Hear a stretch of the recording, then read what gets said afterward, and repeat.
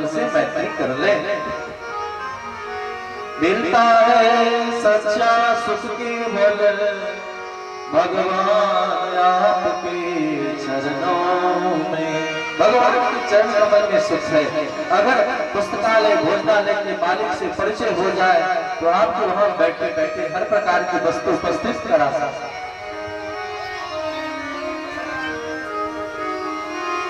पुत्रों को समझाया है, पुत्र ये करो जो माता पिता कौन है, गुरु कौन है, जो आपको सुंदर रास्ता प्रशस्त कराते हैं। गुरु न सच्चा जननी न सच्चा पिता सच्चा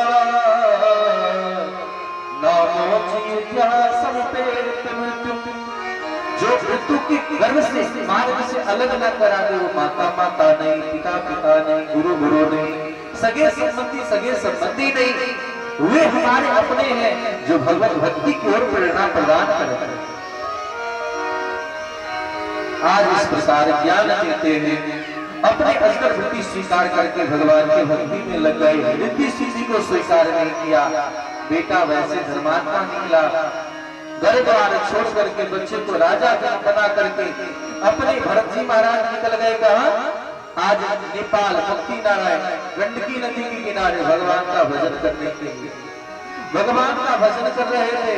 और भजन करने के क्रम में ही एक दिन दया परवश एक व्याघ्र के डर से हिरण को भागते देखा। गर्भवती थी और उसकी संतान नीचे गिरने वाले थे। देख करके दया आया और हिरण के बच्चे को बचाया।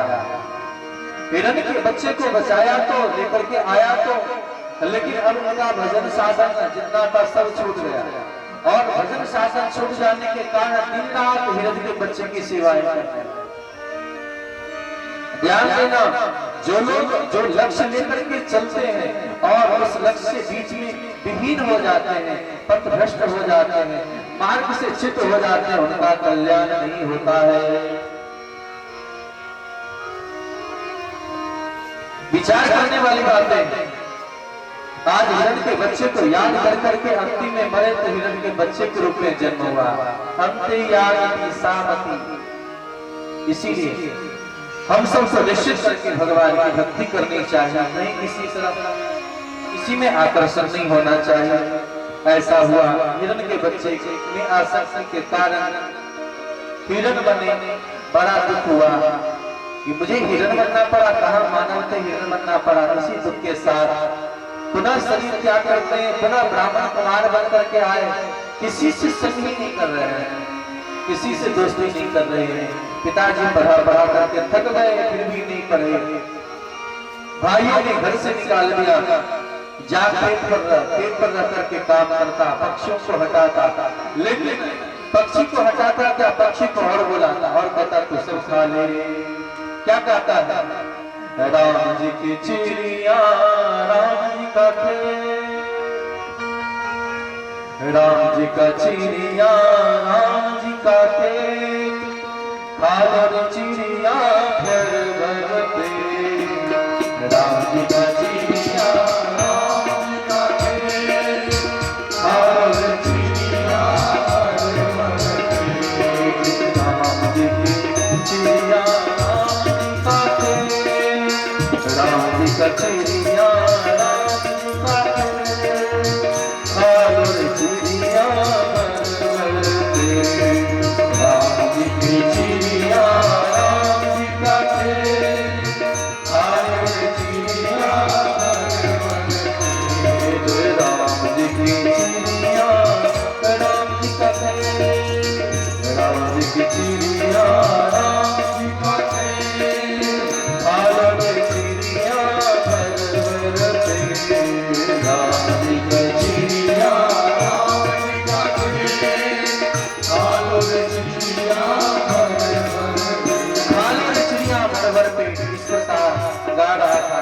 भाइयों ने देखा जिससे तो मैंने बजाने के लिए कहा, ये तो बोला ही रहा। बड़ा क्रोधित होकर के घर से निकाल दिया। रास्ते में गए और सौवीं देश का राजा मिला है रघुदन, जो पालकी से जा रहा था। पालकी से जाते जाते उन्होंने एक कहार की बीमार पड़ जाने पर इन्हें देख करके आज लगाया है पालकी में, और पालकी में लगाने के बाद जब ये उठपटांग ढंग से चलते हैं, उनके उठपटांग ढंग से चलने की विधि को देख करके आज उन्होंने दंड देने की बात कही है। आज तक नहीं बोले थे, लेकिन आज रौगन को देख करके उसने कहा, हे रौगन, तू मुझे क्या दंड देगा? इस शरीर को इससे भान नहीं पड़ता है कि शरीर पर कितना बोझा डाल दिया। आप दंड किसे दोगे? जो भीतर में चेतना है, आत्मा, वो कभी दुखी नहीं होता। लोग आप जानते होंगे कि बात बात में कहते हैं मेरा आत्मा दुखी हो गया। आत्मा कभी दुखी नहीं होता। आत्मा किस चिड़िए का नाम है लोगों को पता भी नहीं। मन क्या है, बुद्धि क्या है, आत्मा क्या है, जीवात्मा क्या है, स्वरूप क्या है, बुद्धि क्या है।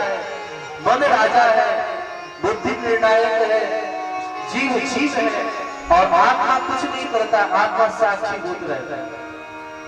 आत्मा कुछ नहीं करता, इसलिए आत्मा दुखी भी नहीं होता। तो वह जीव भी जब मन के बहकावे में चलता है तो कष्ट किसे होता है? लोगों को सुख या दुख किसे मिलता है? शरीर को नहीं, मन को कष्ट होता है। क्योंकि जो कार्य मन करता है तो परिणाम मन को ही भुगतना होता है। अगर किसी वस्तु को देखने के लिए मन कहता है तो उसका कष्ट मन को ही होता है। तो यह बात वहां पर समझाया है। रवो गणै तपसान्याति नच्ची ज्यान गुणान दुर्गा दचचन प्रसानै रजलाग्न सूर्ये विनारात्पाद रजोभिषेकम। वहां समझाया है। उन्होंने कष्ट कर दिया कि महाराज आप कहते हैं शरीर को कष्ट नहीं होता है, मन को कष्ट नहीं होता, आत्मा को कष्ट नहीं होता है। कैसे कष्ट नहीं होता? नीचे आग जलती हो, ऊपर से बर्तन हो, और बर्तन में पानी डालो और पानी में चावल डालो, सिद्ध होता है कि नहीं होता? उसी प्रकार शरीर है। शरीर के भीतर मन है, शरीर के भीतर बुद्धि है, और शरीर के भीतर आत्मा है। तो आत्मा को कष्ट नहीं होगा। यह बात सुन करके बड़े हंसे हैं भरत जी महाराज, और उन्होंने कहा कि हो तो पुत्र, लेकिन हाँ, पंडितों की सभा में जाते जाते बुद्धिमानी की बात करते हैं। लोग ऐसा होता है कुछ कुछ बात इधर उधर का सुन लेते हैं तो होता है हम महान प्रतिमान हो। उन्होंने कहा कि देखो, जिस आत्मा की तुलना हम इंजाम करते हैं, लेकिन क्या चीज चाहते हैं यह भी विचार करना चाहिए। दिए को बुझाया जा सकता है, दिया बुझ सकता है, लेकिन सूरज को कोई बुझा सकता है? तो दिया का कभी भी तुलना सूरज से करेंगे? चंद्रमा की तुलना कभी किसी व्यक्ति से हो सकता है? नहीं हो सकता है। इसी प्रकार ध्यान देने वाली बातें हैं। अरे पानी के भीतर अगर पत्थर डालो तो सिद्ध कभी होगा? चावल तो सिद्ध पहले से है, सिद्ध हो जाए। कभी पत्थर डाल करके कोई कहे कि वायु को मैंने पकड़ लिया, कोई पकड़ सकता है? तलवार से काट सकता है? नहीं काट सकता। उसी प्रकार आत्मा न तो जन्म लेता और न तो कभी मृत्यु को प्राप्त होता। इसलिए अभिमान छोड़ो, समर्थ सद्गुरु भगवान के चरणासीत होकर के जीवन जियो। रहो गणै तपसान्याति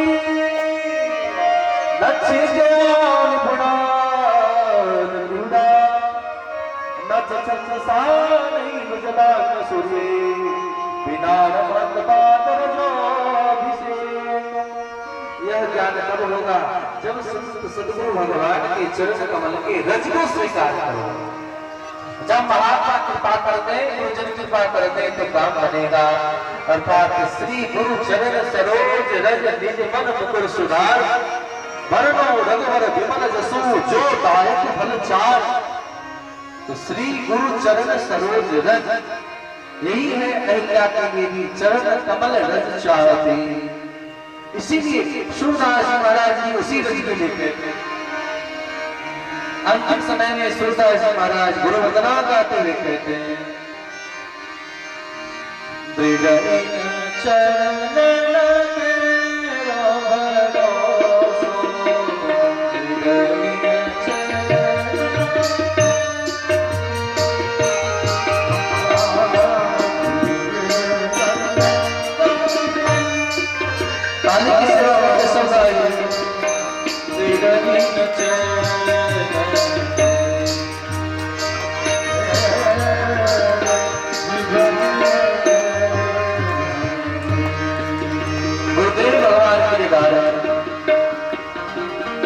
हरि चरण परोसो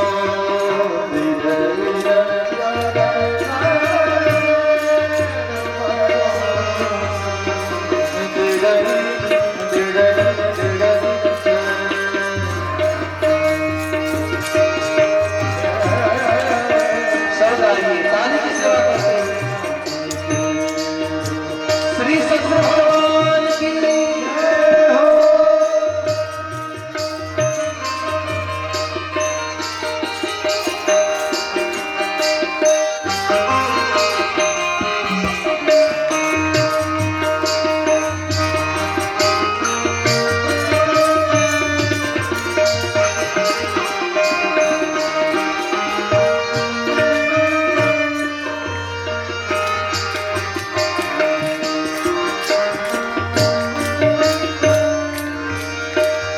श्री गुरु